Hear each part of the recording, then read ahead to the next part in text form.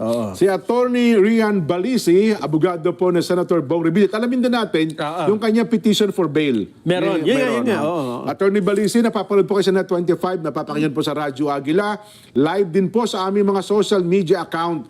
Ako po si Jen, kasama po si Nelson. Attorney, magandang hapon po. Magandang hapon po ka Jen at magandang hapon din ka Nelson at magandang hapon din po sa ating mga tagapakinig at taga-subaybay. Magandang hapon po. Kailan po ba yung huling hearing doon sa Sandigan Bayan?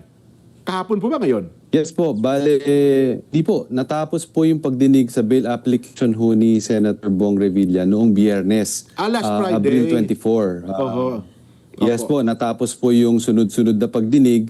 It started noong April 6, bali 10 hearing dates po yan. And it culminated po last Friday with the testimony of their last witness po. Ay, teka lang. Ano ho ang naging resulta doon sa kanyang bail petition, Attorney? So, natapos po yung pagdinig, ipinresenta po ng prosecution ng kanilang around 20 witnesses, ano po. And then, I think yesterday, we filed our respective memorandum. Yung prosecution nag-submit din po, kami nag-submit din po at yung mga ibang akusado. And right now, the bail application is now submitted for resolution. Bali po, asahan natin na hopefully by May 6, magkakaroon po ng resolution po ang husgado dyan. So kami naman po ngayon ay maghihintay na lamang, umaasa at nagdarasal na sana maging probable po at mag-grant po ang aming bail application para kay dating Senator Bong Revilla. Pwede ba natin bagitin ano yung mga basis natin na hiniling nyo sa korte para payagang makapagpiyansa si Senator Bong?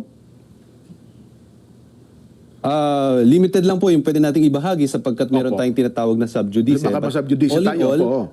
All in all, ang standard of proof kasi ho dyan is whether or not the evidence of guilt is strong. So kung hindi malakas ang ebidensya laban sa akusado, in this case against Senator Bong, then dapat payagan po ng husgado na siya po ay makapagpiyansa.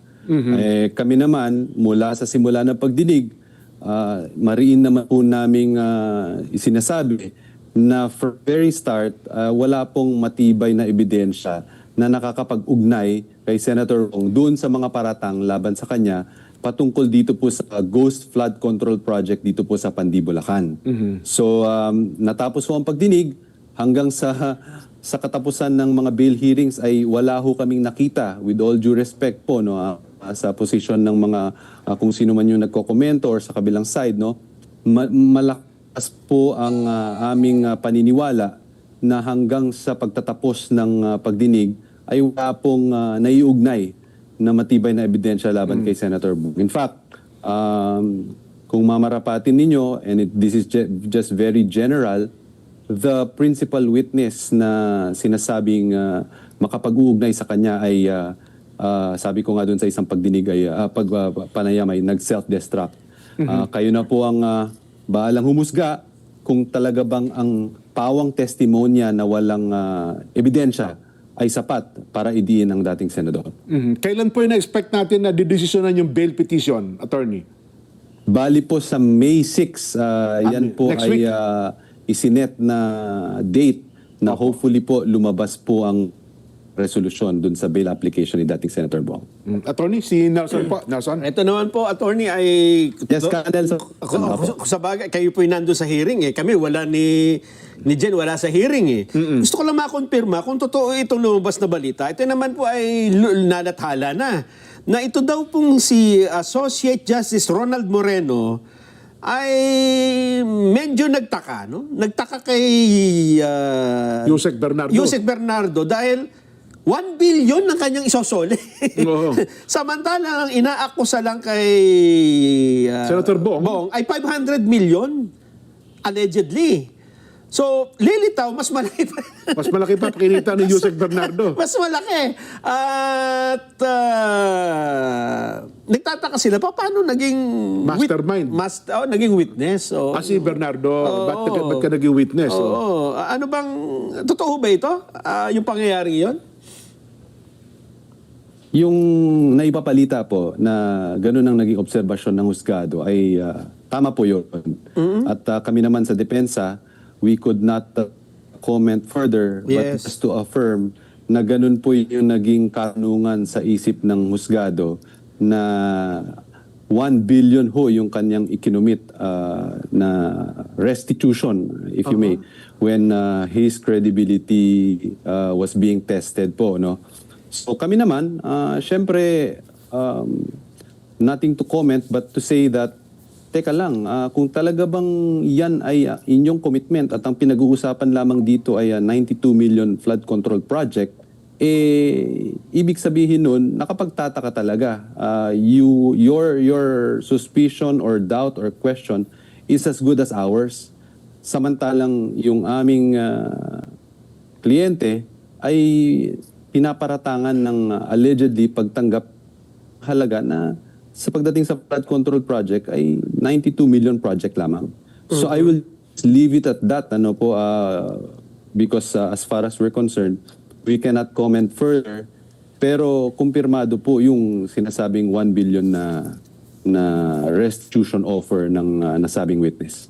Mga gano'n pa katagal itong, kasi nag-submit na kayo no, ng memoranda, mga ilang araw pa ang binibigay ng korte sa regular na mga pagdinig para bago sila mag-desisyon sa ganito mga bail petition?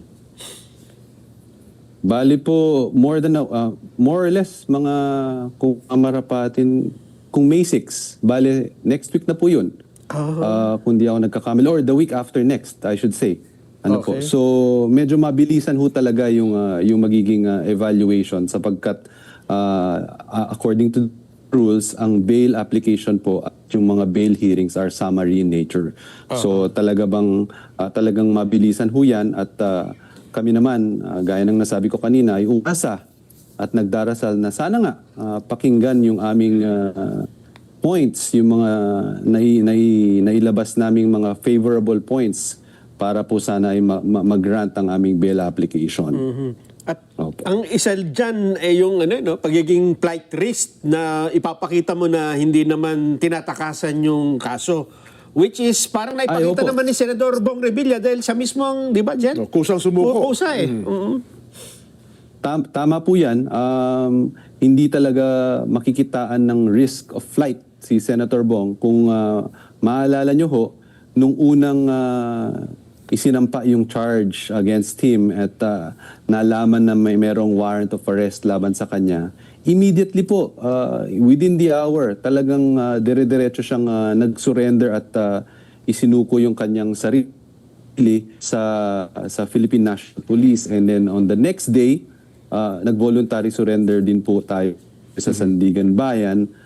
Kaya sabi nga namin, nagtatago si Senator Bong. In fact, for all intents and purposes, malinaw ang kanyang respeto, malinaw ang kanyang pagkalang sa proseso, sa ating administration of justice. Kaya nga po, sabi niya, kung ito ang ipinaparatang sa akin, let's go through the process. And the only thing that we can do is to surrender and let the process take its course.